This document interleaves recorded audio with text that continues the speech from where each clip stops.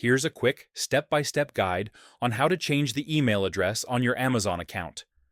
On your computer, open your browser and go to Amazon.com. Sign in using your current email and password. At the top right, hover over Accounts and Lists and click Your Account. This will take you to your main account dashboard. Next, click on Login and Security. You may be asked to enter your password again for security verification. Now find the section that shows your current email address. Click Edit next to it. Amazon will ask to verify your identity by sending a code to your current email or phone number. Enter the verification code, then type in the new email address you want to use.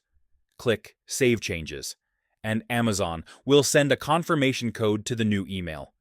Open your inbox, copy the code, and enter it to complete the update. After updating your email, Amazon may log you out on your other devices. Just sign back in using your new email. If you use two-step verification, make sure it's updated with the new email as well. And that's how you change the email address connected to your Amazon account.